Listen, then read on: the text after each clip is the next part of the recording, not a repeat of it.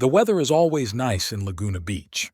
That's one of the reasons I decided to stay here after I retired, even though many of my former coworkers moved to more affordable places like Arizona or Nevada. But I, Randall Hicks, have lived here almost all my life and saw no point in changing my routine just because I was 78. My two-story house on Emerald Bay is only a 10-minute walk from the ocean. I bought it back in the 90s when prices here were much lower, and it turned out to be probably the best investment of my life. It's worth 5 times as much now, but I've never considered selling it. Where would I go? Within these walls, I lived with my wife for almost 20 happy years before she left, and our daughter Vivian grew up here. In the mornings, I walk out onto the small terrace with a cup of coffee and watch the sun slowly rise over the horizon, coloring the sky a soft pink.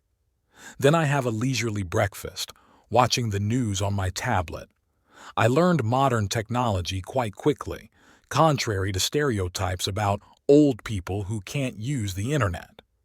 Around 10, I go for a walk along the coast, nodding to familiar faces, pensioners like me. Sometimes I stop to chat with Gerald, a former pilot, or Elaine, who used to teach literature at the local college.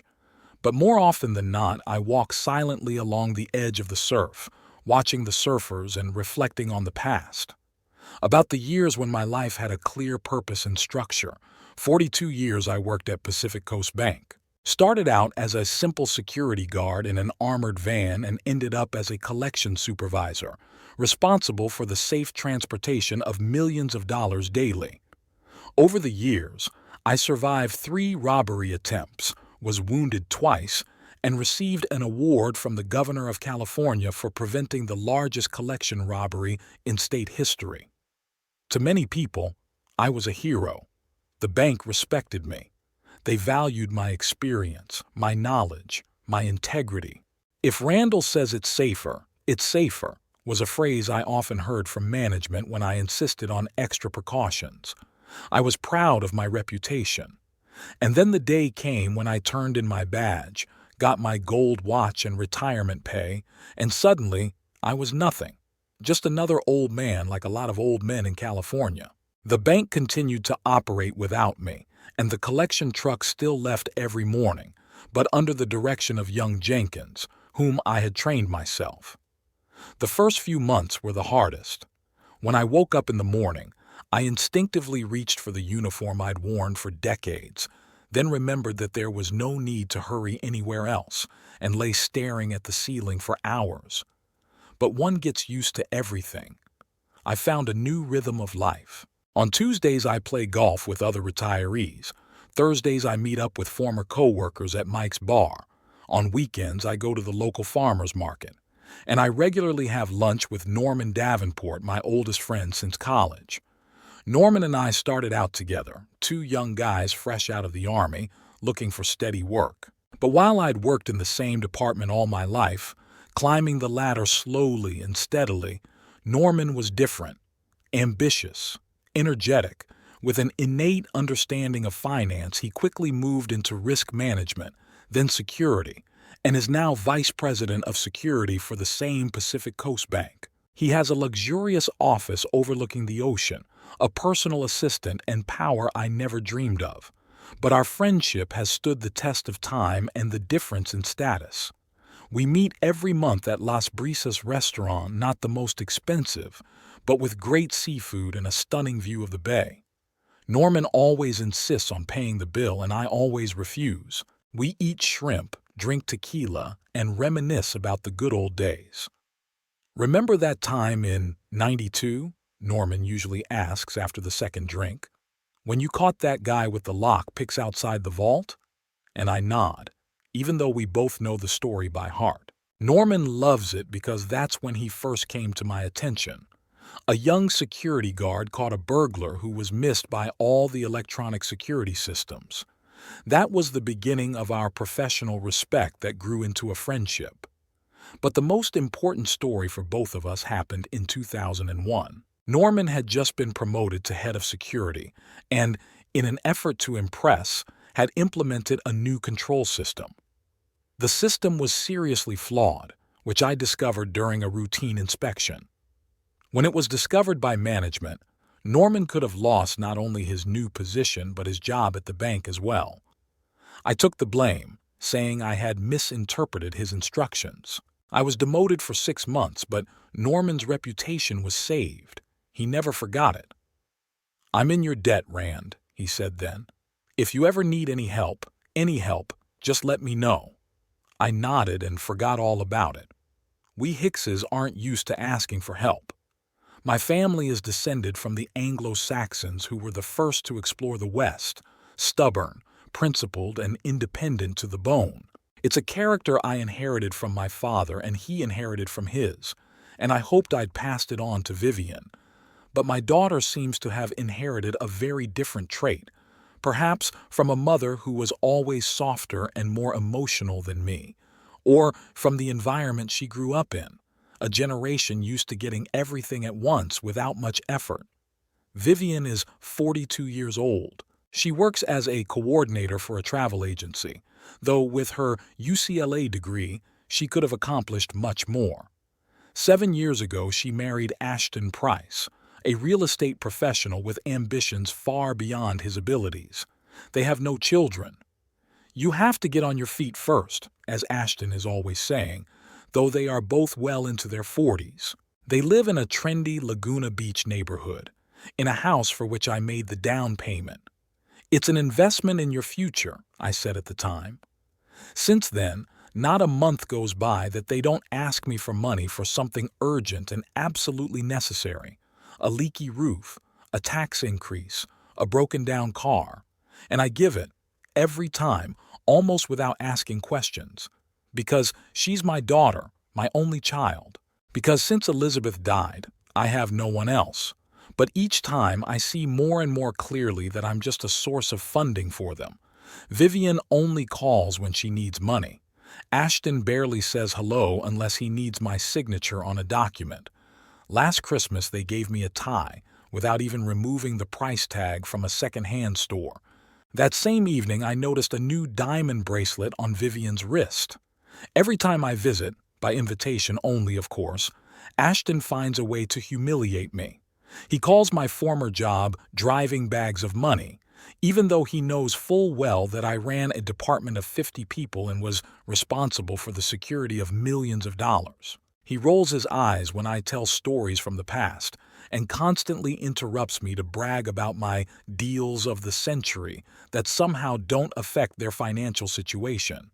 And Vivian, my Vivian, who I taught to ride a bike, who I read books to before bedtime, who I worked overtime for to pay for the best college. She sits next to him and laughs at his jokes. Sometimes I catch a shadow of embarrassment in her eyes, but she never stops her husband, never stands up for me. After these visits, I come home with a heavy heart and sit in the dark for a long time looking at old photographs. Here's Vivian at age 5 building a sandcastle on the beach. Here she is in her prom dress before the high school prom. Here's the two of us at her college prom. Where and when did I lose touch with my own child? Maybe when I worked too much and missed school events? Or when I let Elizabeth take all the responsibility of parenting, thinking only of how to provide for the family financially?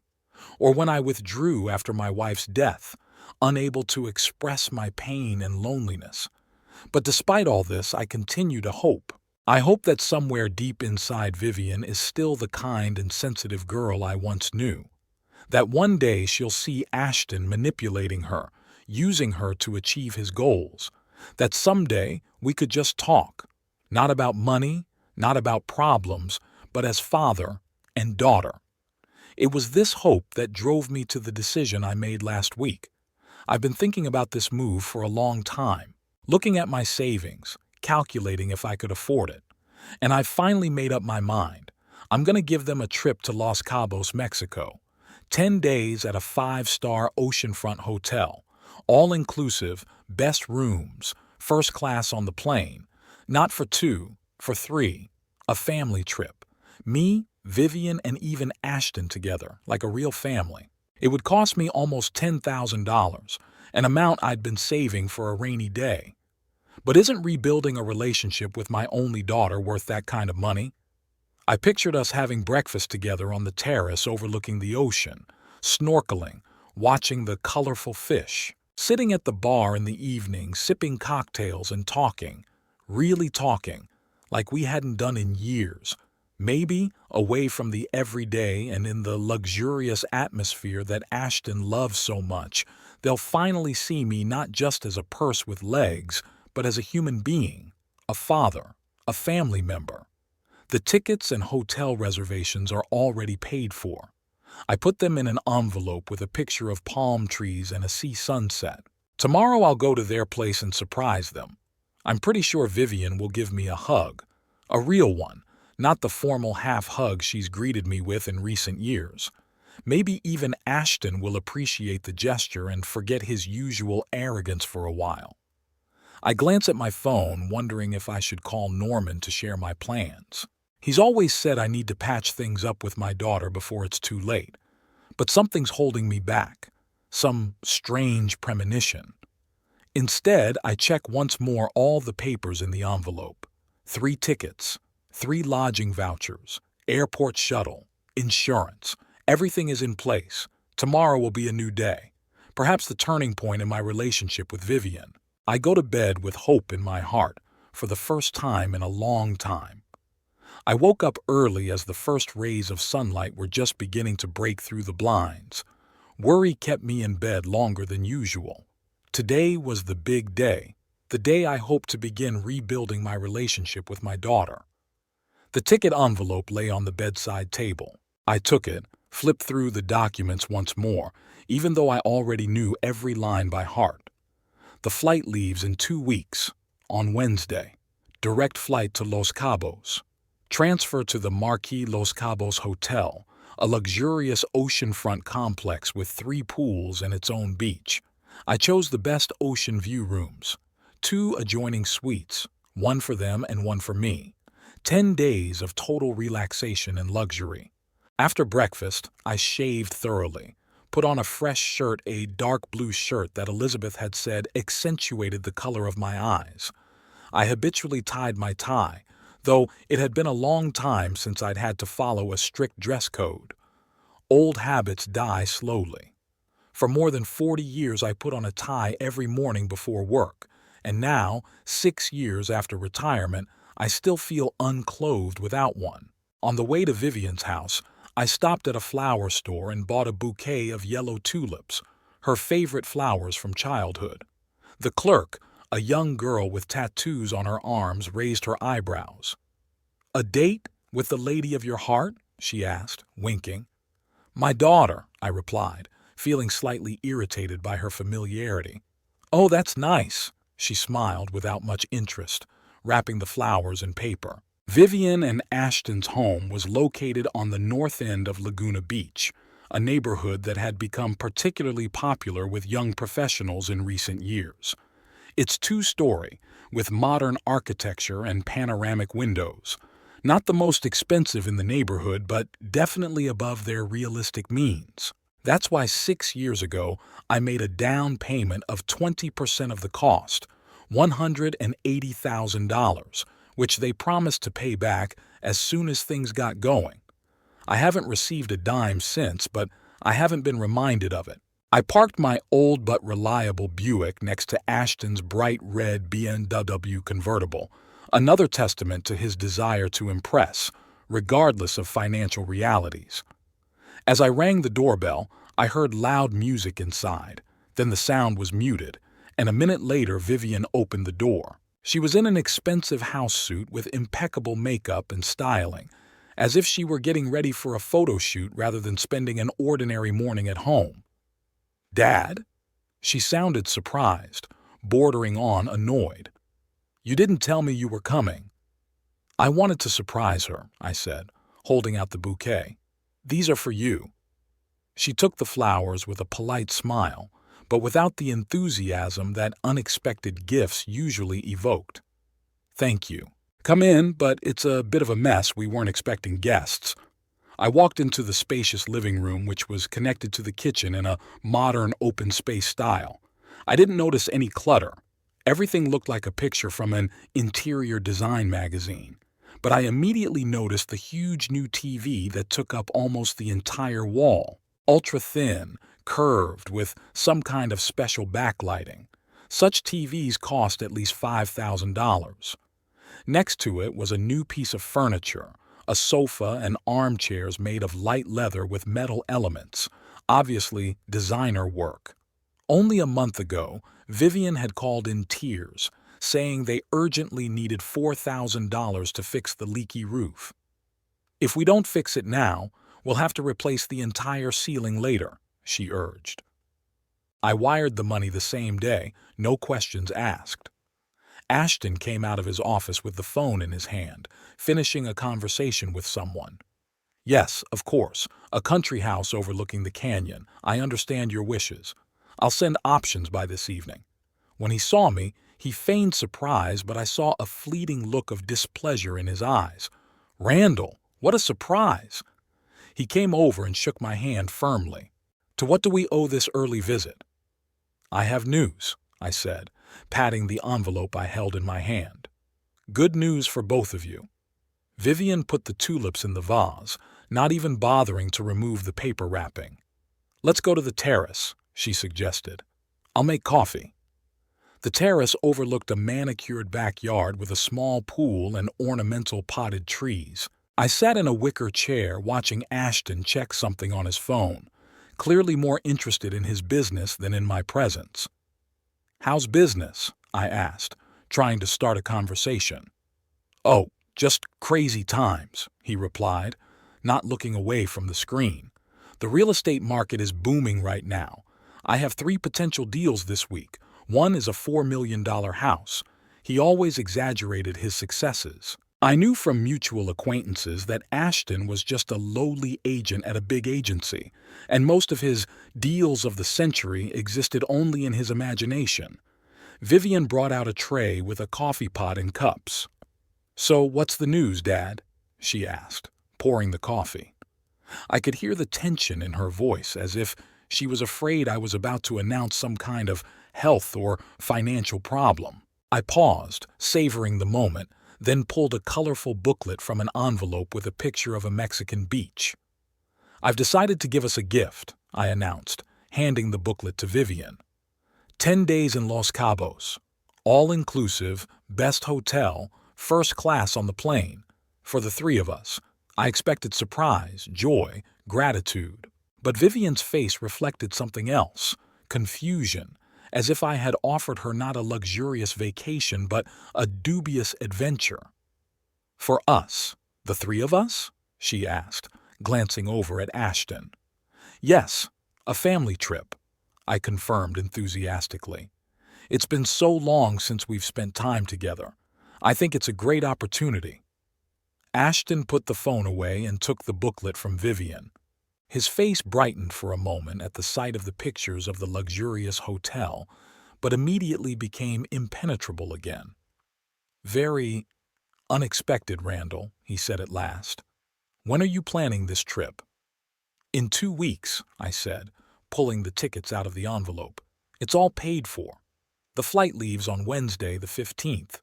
The timing was perfect, not storm season, but still warm enough." Vivian took the tickets, studying them with an unreadable expression. "That's very generous, Papa, but we may have plans for those dates. Ashton, don't you have an important client meeting at that time?" Ashton, without blinking an eye, picked up, "Yes, indeed. I have a presentation scheduled for some big investors. I'm not sure I can cancel." I could feel the frustration building inside. Their reaction wasn't just tepid. They were blatantly looking for a way to back out. "I'm sure any meetings can be rescheduled in 2 weeks," I said, trying to remain calm, especially for a vacation at a 5-star hotel, which I'd paid for in full. There was a bitterness in my voice that I couldn't hide. Vivian hastened to smooth things over. "Of course, Dad. We'll try to organize everything. It's just so unexpected. Thank you for such a generous gift." Her smile didn't reach her eyes. I knew that smile, the exact same smile she'd given me when she'd gotten me a sweater for Christmas instead of the coveted designer jeans. Ashton coughed. "Yes, Thank you, Randall. Marquis is a great choice. I hear they have terrific service. His tone was condescending, as if he were evaluating a newcomer's choice. Ashton was like that. Even when accepting an expensive gift, he found a way to show his superiority. I'm glad you approve, I said dryly. I'm sure you'll enjoy your vacation at my expense. Vivian gave me a warning glance, but Ashton didn't seem to notice the sarcasm. Oh, I'm sure it'll be great, he said, turning back to his phone. Though, of course, bank security procedures are a lot more complicated now than when you were working. I guess in your day they still carried bags of cash in armored vans. Almost all transactions are digital now. There it is, his usual disdain for my career. I clenched my teeth, holding back a sharp reply. I wanted to tell him that I ran a department with a multi-million-dollar budget, developed security protocols that are still used in banking today, won an award from the governor himself. But I knew it was pointless. To Ashton, I'll always be just an old guy who carried bags of money. Yes, technology changes, was all I said. But the principles of security remain the same. Vivian hurried to change the subject. Tell me more about the hotel, Dad. What about the restaurants? For the next half an hour, I told about all the advantages of the chosen resort, about excursions that can be booked, about white beaches and crystal clear water. Vivian and Ashton listened with polite interest, occasionally exchanging glances, the meaning of which I could not figure out. When I was about to leave, Vivian walked me to the door. In the hallway, I noticed boxes of shoes from a famous designer. Judging by the logo, each pair cost at least $1,000. New shoes? I asked casually. Vivian blushed slightly. Yes, there was a sale. She hesitated, clearly embarrassed. Clearly embarrassed that I had noticed the boxes. I didn't pursue the subject. What's the use of reminding me about the $4,000 for roof repairs that turned into a TV, furniture, and designer shoes? So, can I count on you to go? I asked bluntly. Vivian smiled strainedly. Of course, Dad. We're very grateful. I'll call you tomorrow when Ashton and I have discussed the details. She hugged me, lightly, formally, the way one hugs a distant relative at a family reunion. I smelled the expensive perfume and wondered how much of my money had gone into those bottles. When I left the house, I got into my car and for a few minutes I just sat staring in front of me. My chest felt heavy, as if a stone had settled there. I expected joy, gratitude, at least a show of interest. But all I saw were fake smiles and poorly concealed irritation that they would have to spend 10 days in my company. On the way home, I called Norman and asked him to meet me for lunch. I needed to talk, and he was the only one I could confide in. We met at Las Brisas, our usual place. Norman was already waiting at a table by the window overlooking the ocean. Even in an informal setting, he looked imposing, tall, trim, with a neatly trimmed gray beard and a straight back.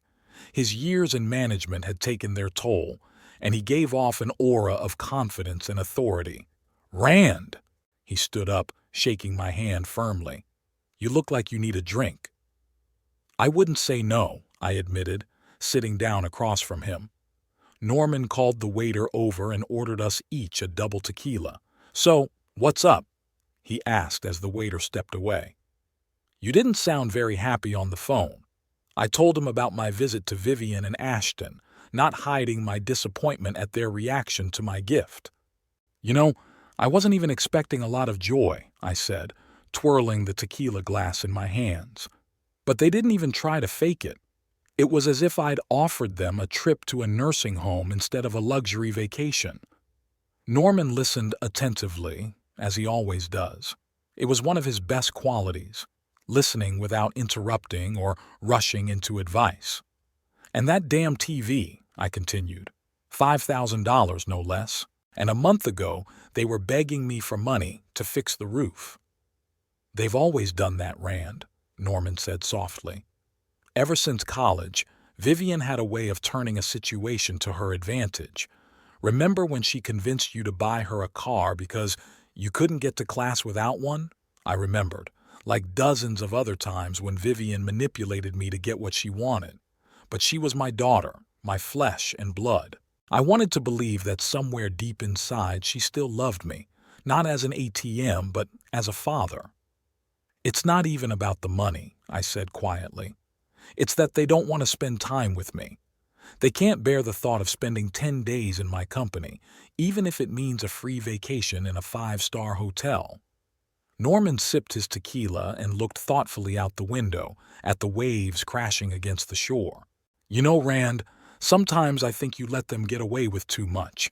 They act that way because they know you'll always be there for them no matter what they do. I shrugged. She's my daughter. What am I supposed to do? Refuse to help her? There's a difference between helping and indulging, Norman said softly. You're not helping Vivian to become better or more independent. You're just funding her dependence on you and letting that asshole Ashton live off you. I knew he was right, but to admit it would mean admitting that for years I'd been doing something wrong, that my strategy for raising my daughter had failed. Do you remember Esther Klein? Norman suddenly asked. I nodded. Esther was a teller at our bank years ago. She had a junkie son, Norman continued. She gave him money for years, paid his bills, got him out of trouble, said she couldn't leave her own kid. And then he died of an overdose in a gas station bathroom with her credit card in his pocket. Vivian is not a drug addict, I replied sharply. No, Norman agreed. But she's as addicted to your money as that guy was to heroin, and your funding doesn't make her happier or better. We stopped talking. The waiter brought our order, grilled shrimp for Norman and fish for me, but my appetite was gone. You're too harsh, I said at last. Vivian was just confused, and Ashton's a bad influence. She's a grown woman, Rand. She's in her 40s. She chose this guy and she's making her own choices. I knew he was right, but I didn't want to admit it.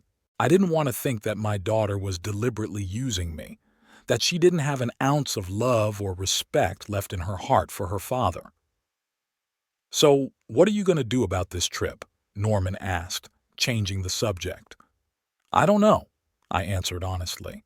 The money's already paid and there's no refund. I guess I'll go alone if they refuse. And they will, Norman said confidently. I bet they're already thinking of ways to use your tickets without you. His words hurt me, but somewhere in the back of my mind I knew he might be right. I remembered the way Vivian and Ashton had looked at each other as they discussed my gift. There was something calculating. What would you do if you were me? I asked Norman. He was silent for a long time, pondering an answer. Honestly, I'd teach them a lesson. Show them that your patience is not infinite. How? I don't know, Rand. It's your family, it's your call. But remember, you deserve respect from everyone, including your own daughter. We finished lunch, discussing other topics. The new security system at the bank, Norman's plans for retirement. He was going to retire in a year. Fishing, which we both enjoyed. But thoughts of Vivian and Ashton never left me. Saying goodbye in the parking lot, Norman put his hand on my shoulder.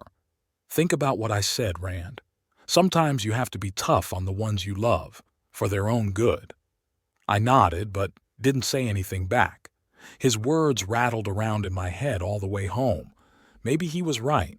Maybe I'd made things worse for Vivian over the years by letting her manipulate me. At home, I sat in my chair, looking at Elizabeth's picture on the mantelpiece. What would she say? She had always been gentler with Vivian, always protective of her, but even she hadn't approved of Ashton from the start. There's something false about him, Rand, she'd said after their first meeting.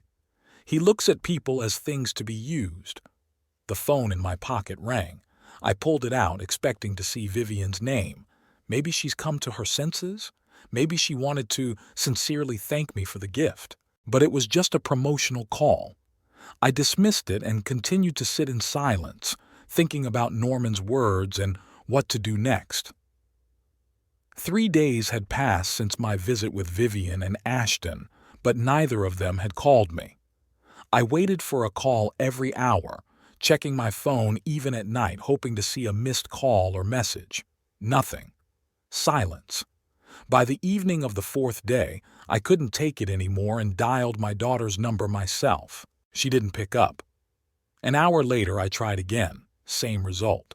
Finally, around 9 p.m., when I had almost resigned myself to the idea that she was deliberately ignoring me, Vivian called back.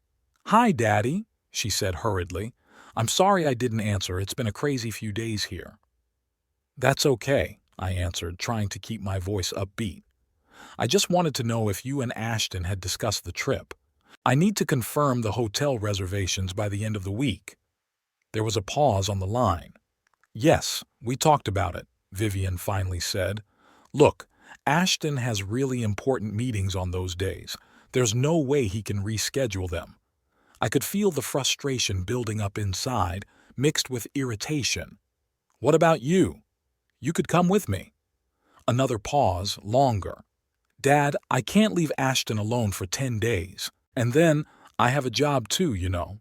A job that allowed her to take time off when she needed to go to the spa or shopping with her girlfriends."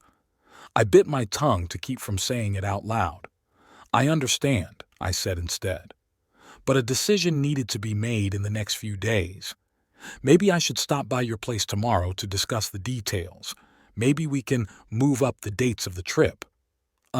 Vivian stretched out, clearly not keen on the idea. "All right, come on over. But let's do it after lunch, okay? Ashton has morning meetings." I agreed and hung up with a heavy heart. It was obvious they didn't want to go with me, but why not just say it outright? Why the evasive answers, the made-up meetings and excuses? Is it so hard for them to be honest about even that? The next day, around 4 in the afternoon, I pulled up to Vivian and Ashton's house. Ashton's car wasn't in the driveway. Apparently, he hadn't gotten home from work yet, or, more likely, he'd stayed late on purpose so he wouldn't have to see me. I rang the doorbell, but no one answered. I rang the doorbell again, and there was no answer. That's odd. Vivian knew I was coming. I pulled out my phone to call her, and that's when I heard her voice coming from the open living room window. She was laughing, that special laugh she saved for conversations with close friends. I froze, listening. "And do you know, he really thought we were going with him," Vivian said, still chuckling. 10 days in the company of an old man who will tell the same stories about his job at the bank. No, thank you." My heart clenched. I knew she wasn't crazy about the idea of a vacation together, but I hadn't expected such blatant contempt. "Of course, the hotel is gorgeous," Vivian continued. "Ashton had already checked it out, and the first-class tickets. It would be foolish to refuse such a gift." I stood there paralyzed, unable to move or stop listening. "So we'll just take the tickets and go without him," Vivian said with obvious pleasure in her voice. "I'll tell him that Ashton's meetings are totally screwed up and we can't go at all. And then, when he gets over it and gives up the reservation, we'll go in peace. Just the two of us." The other end of the line obviously asked something because Vivian laughed even louder. "Don't worry, he won't find out. Dad won't even think to check to see if we've really given up our reservations. He's not that advanced in technology." I felt the blood rush to my face, anger, resentment, humiliation, all mixed into one overwhelming feeling. I wanted to storm into the house and tell her what I thought of her betrayal. But instead I walked quietly around the house and entered through the unlocked terrace door. Vivian was sitting in the living room, her back to me, still talking on the phone. On the coffee table in front of her was an envelope of travel documents, the same envelope I'd handed them a few days ago. "Of course we'll bring you tequila," Vivian said. "And we'll take tons of pictures for Instagram." Ashton had already ordered a new lens for his camera just for this trip. I coughed. Vivian flinched and turned around, her face instantly pale. "Rosie, I'll call you back," she said quickly into the phone and disconnected. We stared at each other for a few seconds. There was fear in her eyes. Not remorse, not shame, but fear. Fear of being caught, of being exposed. "Daddy!" She finally squeezed out a smile. "I didn't hear you come in." Obviously, I answered coldly. She looked around nervously as if searching for an escape route. I was just telling Rosie how great it's going to be in Mexico, she said, trying to salvage the situation. Ashton and I are so grateful for your gift. I stared at her without saying a word. She'd always been a good liar since she was a little girl. When she assured me she'd done her homework or swore she hadn't touched the cookies she'd hidden for guests, but never had her lies been so cruel. I heard the whole conversation, Vivian, I said finally, about how you were going to take the tickets and fly away without me. She opened her mouth, then closed it, unable to find something to say. At that moment, the front door opened and Ashton walked in, whistling a tune. "Honey, I'm home," he shouted, then walked into the living room and froze when he saw me. "Oh, Randall, I didn't know you were here." His tone changed at once, more formal, less sincere. He shifted his gaze from me to Vivian, clearly sensing the tension in the air. "What's going on?" he asked at last. Vivian gave him a panicked look, but I spoke first. "I just found out about your plan to take my tickets and fly to Mexico without me." Ashton froze for a moment, then his face took on the same expression of fake surprise I'd so often seen on Vivian's. "What are you talking about, Randall? We have no such plans." But Vivian must have decided there was no point in denying it. "Papa overheard me talking to Rosie," she said to Ashton. "I wasn't eavesdropping," I countered. "I came in like we agreed, and I heard you bragging to your friend about your plans to cheat on me." Ashton quickly assessed the situation and decided to change tactics. He stepped forward, extending his hand toward the envelope of travel documents lying on the table. "Look, Randall, we just wanted a little romance, you know. Time alone. I mean, that's normal for a married couple." "Then why didn't you just say so?" I asked, feeling the anger building up inside. Why was it necessary to plan this deception? Vivian suddenly jumped up and grabbed the envelope with the documents, clutching it to her chest. "Because you wouldn't have understood," she exclaimed. "You always make things so complicated. We're leaving without you, whether you want us to or not." Ashton, clearly pleased with his wife's determination, laughed briefly and unpleasantly. "Come on, man. Don't take it so personally. You should have realized that a young couple doesn't really want to spend a vacation with a retired guy. A young couple. They're both in their 40s. I looked at them, my daughter, who I once carried on my shoulders, and the man she'd chosen as her life partner. Suddenly, I realized I felt nothing but cold determination. "I'm taking the papers," I said, holding out my hand. "No." Vivian took a step back, still clutching the envelope to her chest. "You said yourself it was a gift. You can't take it away." "It was a gift for the three of us," I replied. "Not for the two of you." I took a step toward her, but Ashton stepped between us. "Look, Randall, let's not make a scene," he said in that tone you use with a cranky child. "You wouldn't like it in Mexico anyway. It's hot, noisy, full of tourists. It's not a good place for a man your age." I stared at him, amazed at his insolence. This man had lived off me for years, and now he had the audacity to talk down to me. "Give me the papers," I repeated, looking past Ashton to Vivian. "Now." She hesitated. For a moment something like shame or regret flashed in her eyes, but then Ashton put a hand on her shoulder and her gaze became hard again. "No," she said firmly. "We're going without you. This is our chance to finally have a proper vacation, and we're not going to miss it." I could insist. I could have tried to physically take the documents away. After all, I was taller and stronger than Ashton, despite the age difference. But instead, I just turned around and walked toward the exit. "Dad!" Vivian shouted after me, clearly surprised by my surrender. "Where are you going?" I didn't answer. I opened the door and walked out without looking back. The last thing I heard was Ashton laughing, the triumphant, smug laugh of a man who thinks he's won. All the way home I felt strangely empty. There was no anger or resentment, just cold clarity. It was as if the fog that had shrouded my relationship with Vivian and Ashton for years had suddenly dissipated, and I saw them for what they really were. At home, I sat in my chair by the window and stared out at the ocean for a long time. My thoughts slowly took shape, forming into a plan of action. I remembered Norman's words that sometimes you have to be tough with the ones you love.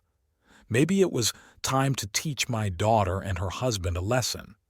I picked up the phone and dialed Norman's number. He answered after the second ring. "Rand? Is something wrong? Can we meet?" I asked. "I need your advice, and maybe some help." An hour later, we were sitting on my terrace watching the sunset over the ocean.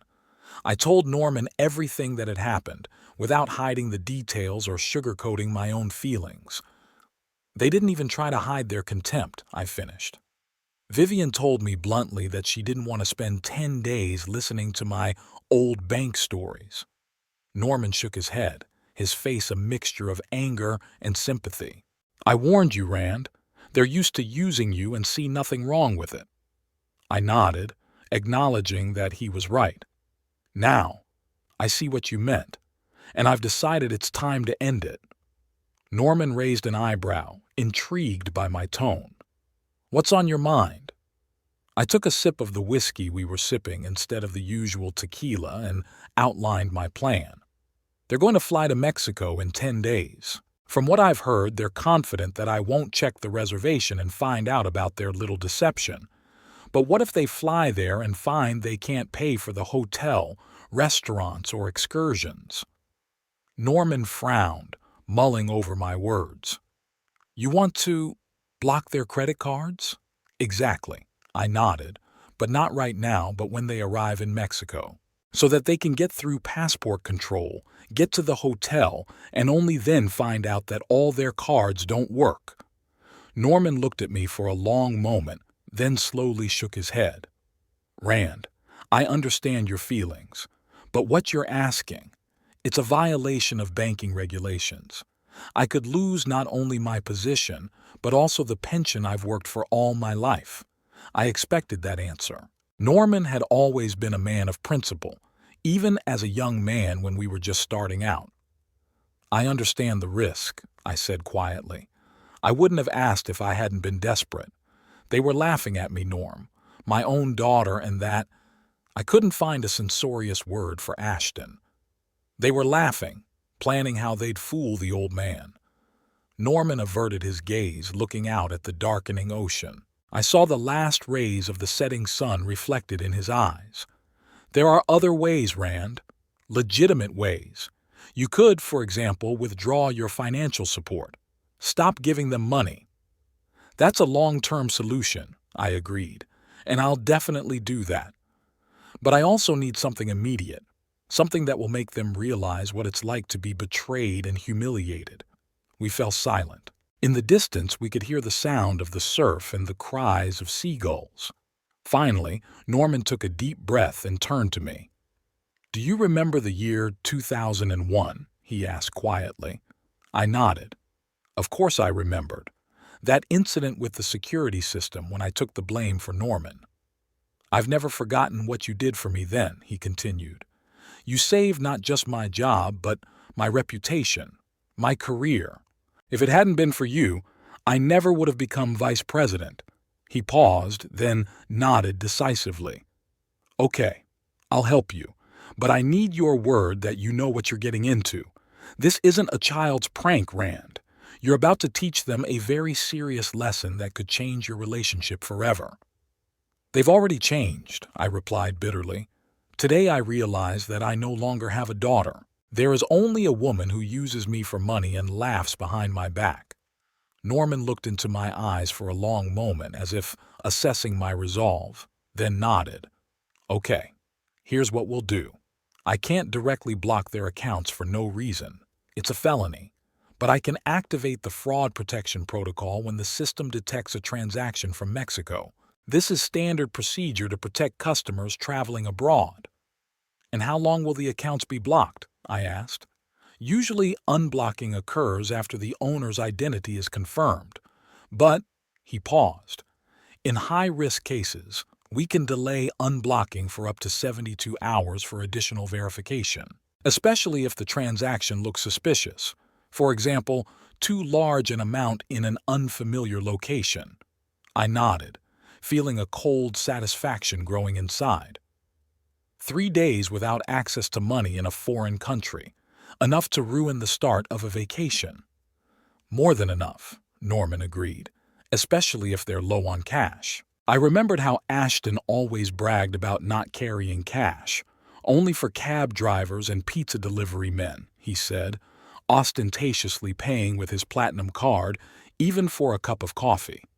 They always take the minimum cash, I said. Ashton thinks it's old-fashioned, Norman nodded. Then they're sure to be in a difficult situation, especially in Mexico where they don't take cards everywhere. He took a sip of whiskey, then set the glass on the table and looked at me with a serious look. Are you sure you want to do this, Rand? It's not too late to back out.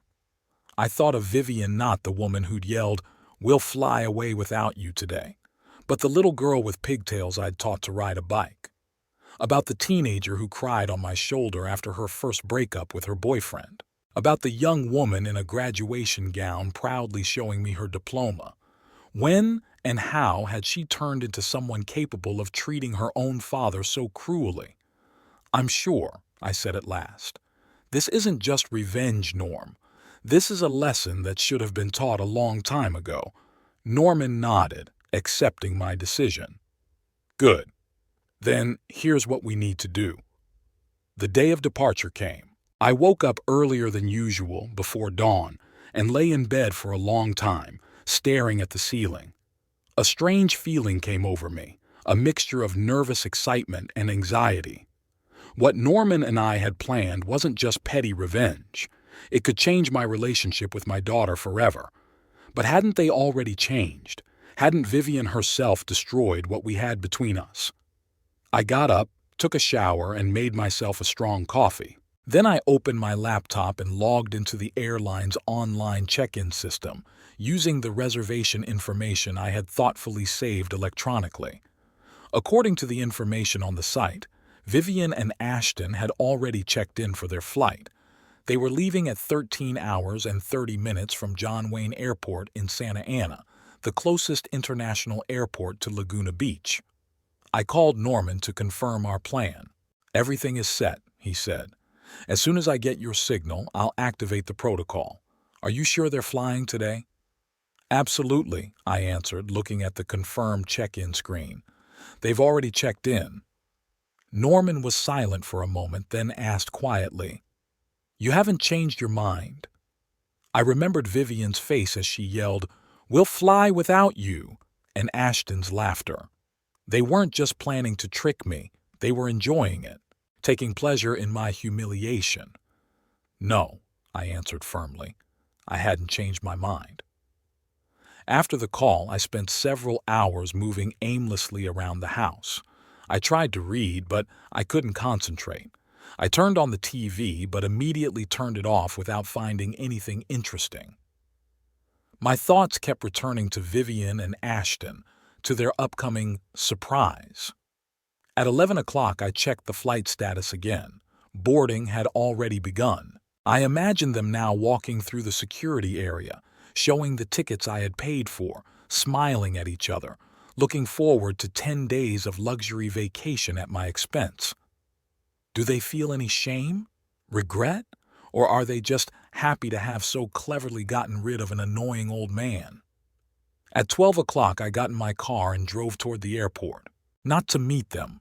I just wanted to be close when it started. I parked at an observation deck where I could see the planes taking off and landing. This is where I used to bring little Vivian years ago. She loved watching airplanes so much, dreaming of becoming a pilot. When did that change?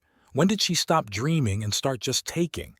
At 13:45, I saw an airplane on a flight to Los Cabos take to the air. I pulled out my cell phone and dialed Norman's number. They're out, I said. The flight had just gotten in the air. Got it, Norman answered. What's the time of arrival? I checked the information on the website. 16 hours and 15 minutes local time, 2.5 hours from now. Good. I'll activate the protocol when I get confirmation of landing, Norman said. Rand. He paused. Good luck. I thanked him and hung up. I sat on the observation deck for a few more minutes, looking up at the sky where the silhouette of the plane that had taken my daughter and her husband to Mexico had already disappeared. Then I started the engine and drove home, feeling strangely calm, almost detached. At home, I decided to do something to take my mind off the events ahead. I got my fishing rods out of the garage and started preparing them for the fishing trip I had planned with Norman for the following weekend. This monotonous, concentration-demanding work always helped me calm down. At 16:25, the phone rang. Norman. The plane landed 10 minutes ago, he reported. I've activated the defense protocol. Their cards will be rejected at the first attempt to use them. Thank you, I said. I owe you a debt of gratitude. Don't be absurd, Norman replied. If anyone owes you a debt, it's me. Since 2001, remember? I remembered, and I was grateful to have at least one person I could depend on. Keep me informed, Norman said before he hung up. Be prepared for any reaction. I nodded, even though he couldn't see me. Of course I was ready. At least, it seemed that way to me. The next hours dragged agonizingly slow. I tried to distract myself with TV, a book, even started cooking an elaborate dinner, even though I usually preferred simple food.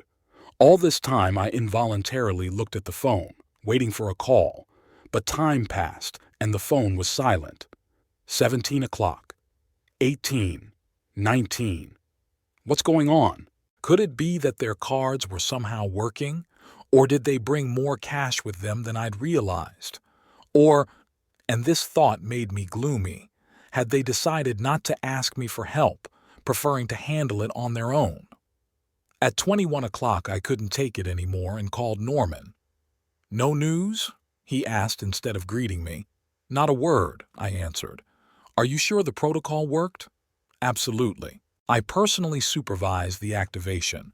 Their cards should be rejected in any attempt to use them. I frowned, contemplating the situation. That was odd. They should have gotten to the hotel by now and tried to pay. Maybe they decided not to bother you? Norman suggested, voicing my concerns. Did they find another way? How? I objected. Ashton never carries much cash with him, and they don't know anyone in Mexico who can help them. Then all we can do is wait, Norman said. They'll call when they realize they have no way out. He was right. At 21 hours and 45, my phone finally rang. Vivian's name popped up on the screen. I took a deep breath to collect my thoughts, then answered, Hello? Daddy! Vivian's voice sounded tense, almost hysterical. We have a problem, a serious problem. I paused, feigning surprise. What's wrong? Where are you? We're at the Los Cabos airport. She was almost shouting. Our maps don't work. Everything, absolutely everything. We can't pay for the transfer to the hotel. I heard Ashton's voice in the background. He was saying something in raised tones, apparently to someone on the airport staff. How is that possible? I asked, trying to make my voice sound concerned. All the cards? Yes. Vivian sobbed. We tried all of them, mine and Ashton's. The ATM won't give out cash either. It says the cards are blocked. I paused for another moment as if contemplating the situation. Do you have any cash? Not much, she said. Just for a cab. Not for the hotel. Daddy, they want the first night's payment in advance, and we don't have that kind of money in cash. I heard Ashton demand something from her, and a second later he was on the line.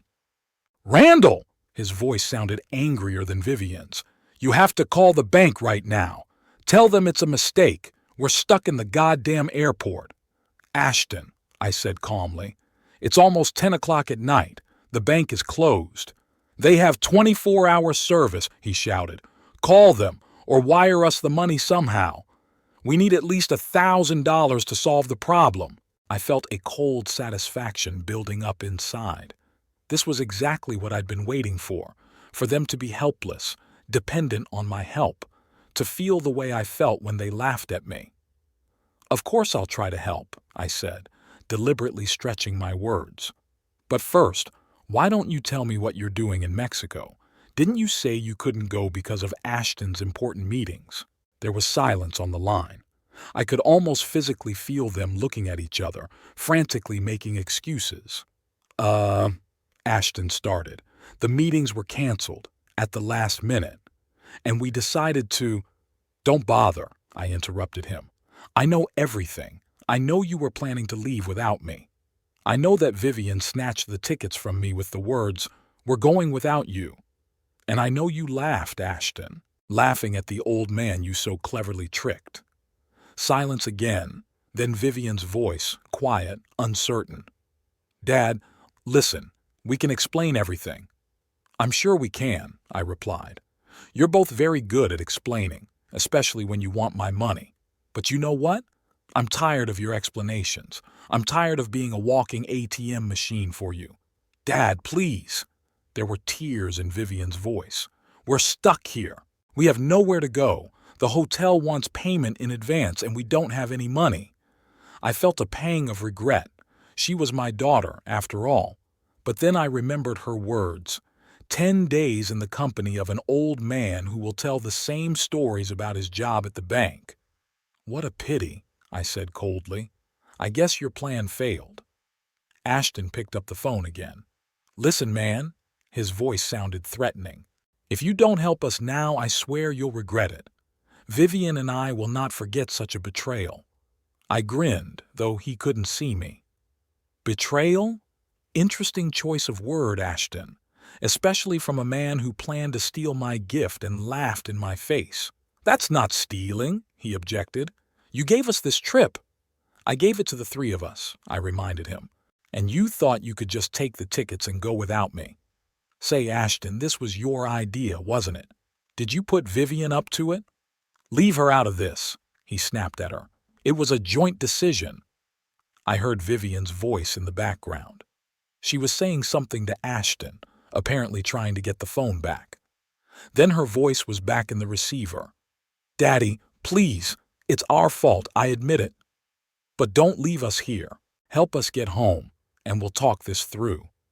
I apologize for what we did. Her voice sounded sincere. Maybe she was truly sorry. But was she sorry for what she'd done or just for the consequences? Didn't you want the trip without me? I asked calmly. Now you have that opportunity. Enjoy it. Daddy, Vivian exclaimed, crying openly now. You can't do this. We're stuck in a foreign country with no money. It's dangerous. I took a deep breath. Part of me wanted to help them immediately. After all, Vivian was my daughter and I didn't want her to really suffer. But the other part, the part that remembered their laughter and contempt, demanded that the lesson continue. Vivian, I said finally, you and Ashton had been using me for years, taking my money, laughing behind my back, humiliating me. I put up with it because I loved you, because you're my daughter. But there's a limit. I paused to collect my thoughts. You know what the saddest part is? When I planned this trip, I really hoped we could make things work, spend time together like a real family. I dreamed about it. And you couldn't imagine that 10 days in my company could be anything but punishment. Dad, that's not true, Vivian started, but I interrupted her. No, it is. I heard what you said to your friend. 10 days of listening to his old stories about the bank. Is that right, I think? She fell silent, clearly not knowing what to say. Did you know I worked at that bank for 42 years? I continued. 42 years of perfect service. I started out as a simple security guard, ended up as a department head. People respected me, valued my experience and knowledge. But my own daughter thinks I'm a boring old man whose stories are unbearable to listen to. I heard Vivian sobbing on the other end of the line. I felt sorry for her, but I forced myself to continue. I spent $10,000 on this trip. money I'd been saving for a rainy day, and all I wanted in return was a little respect and sincere companionship. But even that was too much for you. Daddy, we'll make it up to you, I swear. Vivian cried through her tears. Just help us now. I sighed, feeling my resolve begin to leave me. She is my daughter after all, my only daughter. All right, I said at last. I'll help you, but not right now. What? Her voice shook. What do you mean? I mean, you'll have to spend the night at the airport, I answered. To think about what you've done, about how you've treated me all these years. And tomorrow, I'll decide what to do next. Daddy, no! Vivian exclaimed in a panic. We can't spend the night at the airport. It's dangerous and inconvenient. Uncomfortable? I interjected. You know what else is inconvenient? Hearing your daughter say she wants to go without you and her husband laughing in your face. Vivian started to say something, but Ashton intervened again. Listen, Randall, his voice sounded threatening. If you don't help us now, forget about the grandchildren, forget about having a daughter. We'll cut you out of our lives. I grinned bitterly. You cut me out a long time ago, Ashton. I'm just a source of money to you. An ATM that doesn't ask questions, but that ATM just closed. You're going to regret this, man, Ashton hissed. Maybe, I agreed. But now you're the one who's going to regret it. Didn't you want to go without me? Ashton swore and looked like he was going to hang up, but I heard Vivian grab the phone. Daddy, please. Her voice sounded desperate. I realize we deserve to be punished. But not like this. Not here. Help us get home and we'll talk this through. I swear that everything will change. I closed my eyes, visualizing her face. Not the arrogant and contemptuous one it had been in recent years, but scared and remorseful. My little girl who was in trouble. I'll call you back in the morning, I said finally. Try to find a safe place at the airport to sleep, and think about how you want to proceed with our relationship, if you want to build it at all. Daddy, Vivian shouted, but I had already pressed the disconnect button. I sat motionless for a few minutes, staring at the dark screen of the phone. Had I made the right choice? Had I gone too far? Or on the contrary, had I been too soft? The phone rang again. Vivian. I didn't answer it. She called again and again. I turned the sound off, unable to hear her pleas. I needed time to gather my thoughts, and so did they. I dialed Norman's number. They called, I said when he answered. Panicked, stuck at the airport with no money. What did you tell them? Norman asked. That I'd call them back in the morning, let them spend the night at the airport, think about their behavior. Norman hesitated a moment, then said, That's harsh, but maybe that's exactly what they need. A night of discomfort and fear might make them reevaluate a lot of things. I hope so, I sighed. But I'm afraid Ashton will only grow stronger in his hatred for me. And Vivian, she's been under his influence for too long. It's her choice, Rand, Norman reminded me gently. She's a grown woman who decides who she wants to listen to. I knew he was right, but that didn't make it any easier. What are you going to do tomorrow? Norman asked. I thought about it. The revenge plan had been realized. The lesson had been taught. But what next? Let them go home? Help them with the money? Or continue the lockdown, making them fully realize the consequences of their actions? I don't know, I answered honestly. I guess I'll decide in the morning, after I talk to them again. Whatever you decide, I'll support you, Norman said. But remember, real change in a relationship doesn't happen overnight. It will take time for them to really realize what they did wrong. I nodded, even though he couldn't see me. Thank you, Norm, for everything. Hanging up the phone, I went to the window and took a long look at the ocean glistening in the moonlight. Somewhere out there, thousands of miles away, my daughter and her husband were going through perhaps the most unpleasant night of their lives. Part of me felt content about it, but another part of me, the part that remembered Vivian as a little girl, was in pain. I didn't know if our relationship could ever be the same again. I didn't know if Vivian was capable of genuine remorse, or if she'd just say what I wanted to hear so she could access my wallet again. I didn't know if Ashton could ever respect me, or if his hatred would only increase after this incident. But one thing I knew for sure was that I would no longer silently tolerate their neglect and manipulation. No longer would I meekly open my wallet on demand. I deserve better treatment, even from my own daughter. With that thought, I went to bed, feeling not bitterness and resentment, but a strange relief for the first time in many days. It was as if the weight I'd been carrying for years had lessened a little. In the morning, I would decide what to do next. In the meantime, let them feel what it's like to be helpless and dependent on someone else's favor, how it feels to be betrayed by those closest to you. I met the next morning with an unexpected clarity of thought. I woke up early, before dawn, and sat on the terrace for a long time, watching the sky gradually lighten over the ocean. I lay awake during the night, wondering what to do next. Part of me regretted the cruelty of the lesson I'd taught Vivian and Ashton, but the other part, the more rational part, understood the necessity of the measure. At 8 o'clock in the morning, I called Norman. "How are you?" he asked in lieu of a greeting. "Fine," I answered. "Better than I expected.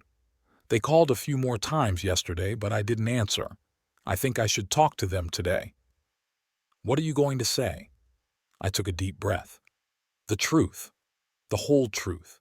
That I'm the one who blocked their accounts. That I'm tired of being their only source of money. That our relationship had to change, or end altogether."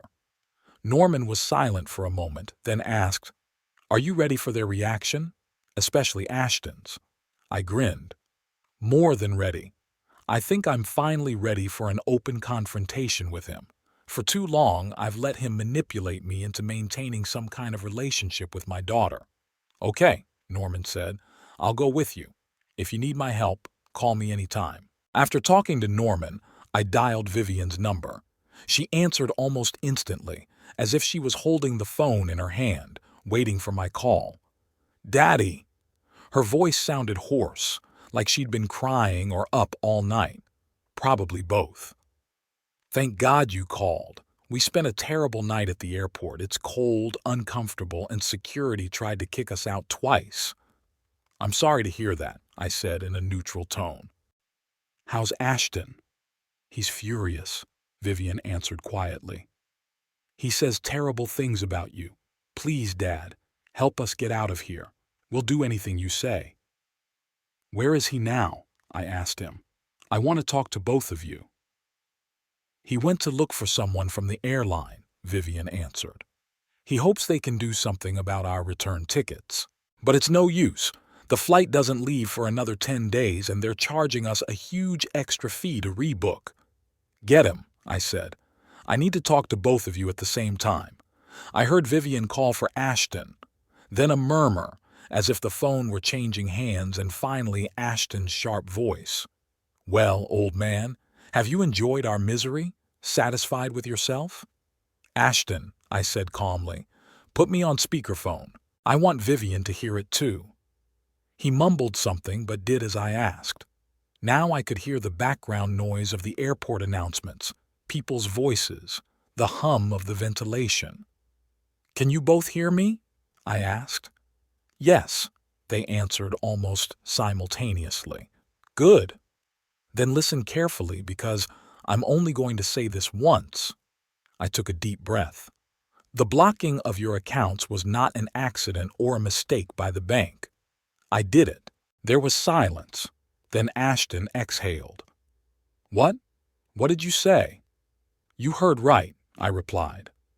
"I asked my friend Norman, the vice president of your bank, to activate the fraud protection protocol on your cards the moment you arrived in Mexico. This is my revenge for your betrayal." You couldn't do that," Vivian muttered. "It's illegal." "It's perfectly legal," I objected. "Banks often block cards for suspicious transactions from abroad, especially when they get information about possible fraud." "But there was no fraud," Ashton shouted. "There wasn't?" I let the sarcasm creep into my voice. What do you call what you did to me? Took my gift, meant for 3 people, and decided to use it only for yourself. Snatched the tickets from me with the words, "We're going without you." Isn't that fraud? That's different, Vivian mumbled. With what? I asked. That the victim was just me? An old man whose feelings didn't matter? Look, Randall. Ashton's voice sounded threatening. What you did is financial abuse. We can sue you. I laughed. Go ahead. Tell the judge how you plan to defraud your elderly father by stealing his gift. How you laughed at him behind his back. How you used him as an ATM machine for years. I'm sure you'll get a lot of sympathy. They fell silent. I could almost see them looking at each other, realizing the hopelessness of their situation. You wanted a vacation without me. You'll get problems without me, I said, feeling a cold satisfaction growing inside. Solve your problems on your own, without my help. Dad, Vivian's voice trembled. You can't leave us here. We're your family. Family? I questioned. Family doesn't betray each other, Vivian. Family doesn't laugh behind each other's backs. Family doesn't see an elderly father as just a source of funding. We were wrong, I admit, she said, but this is too harsh a punishment. We're stuck in a foreign country with no money. Like many tourists before you, I replied. Ask the consulate for help. Contact the airline. Find a way to earn a return ticket. Show a little of the ingenuity you've shown in coming up with ways to bilk me out of my money. You're crazy, old man, Ashton hissed. You'll be sorry when we get back. I don't think so, I said calmly. Because after this incident, our relationship would never be the same. I hung up the phone, despite their screams and protests. Then I turned off the phone. I spent the next 2 days in quiet solitude, not turning on my cell phone. For the first time in years, I focused only on myself and my desires. I went fishing with Norman, visited an art gallery, and had lunch at a restaurant I had long heard about but had never been to. On the 3rd day, I turned on my cell phone. Among the many missed calls and messages from Vivian was one sent 6 hours ago. We're going back. Found a way to change the tickets. We arrive at 17:30. In the evening, Norman called me. They have indeed arrived, he reported. My people at the airport confirmed it. They looked terrible, exhausted, angry, with almost no luggage. How did they manage to get back? I asked. According to our information, they pawned Ashton's watch, the Rolexes he was so proud of, and I think Vivian's wedding ring. I whistled. The large diamond ring was worth at least $10,000. I'd given Vivian the money for it myself when they'd gotten engaged. Did you unlock their accounts? I asked. Not yet, Norman answered. As agreed, I'll wait a couple more days. I'll wait a couple more days to learn the lesson. The next morning, around 11 o'clock, the doorbell rang. Vivian and Ashton stood on the doorstep, tired, gaunt, with dark circles under their eyes. Their clothes were wrinkled and stale. Come in, I said, stepping away from the door. They went into the living room and sat down on the sofa, clearly exhausted. You don't look so good, I said. What did you expect? Ashton snapped at me. We spent the night at the airport. Then we pawned our valuables for next to nothing. Then we flew in economy between a fat man and a screaming child. And when we finally got home, we found our cards were still blocked. Yeah, it's frustrating, I agreed. Almost as unpleasant as finding out your daughter and son-in-law are planning to steal your present and laughing in your face. Vivian lowered her head. Ashton clenched his fists but remained silent. Why did you come here? I asked. If it's for the money, I've already told you my opinion on that. We came to tell you that you won, Ashton hissed. You got revenge on us. You made us suffer, proved your point. Now you can unlock our accounts and we'll part ways. This isn't a game where someone wins or loses, I replied. This is life, our relationship, the way we treat each other. What relationship? He grinned. After what you did, There can't be any relationship between us. Dad, Vivian intervened. We realize what we did was wrong, but you went too far too. We could have gotten hurt back in Mexico. But we didn't, I objected. You found a way out. It turns out you're quite capable of solving problems on your own when the going gets tough. We just want to know when our accounts will be unblocked, Vivian said. We literally have no money for food, no money for gas. The accounts will be released tomorrow, I said. Norman promised me. But that's not all. I revoked my power of attorney for you to use my personal credit limit for emergencies and change my will. 80% of my estate will go to charity. You can't do that, Ashton exclaimed. I can, and I already have, I replied. The papers were signed last night. Dad, think about what you're doing, Vivian pleaded. We are your only family. I'd rather help strangers who are really in need than fund your selfishness, I replied firmly. And now what? Ashton asked. We should just leave? Exactly, I nodded. The accounts will be unblocked tomorrow. After that, you can live your life and I can live mine. No financial ties between us. They left a few minutes later, Ashton angry and silent, Vivian with tears in her eyes. I felt neither triumph nor satisfaction as I watched them go. Only a strange sense of release, as if I'd shed a heavy weight I'd been carrying for years. Left alone, I stepped out onto the terrace. The sun was setting, coloring the ocean with golden black tones. I pulled a brochure from my pocket for the resort in Los Cabos, the one the three of us were supposed to go to. I flipped through the glossy pages with pictures of snow-white beaches, azure ocean, luxurious rooms. The $10,000 I'd paid for this trip was irretrievably gone. But now I realized that it was not lost money, but an investment. An investment in truth, in self-respect, in freedom from toxic relationships.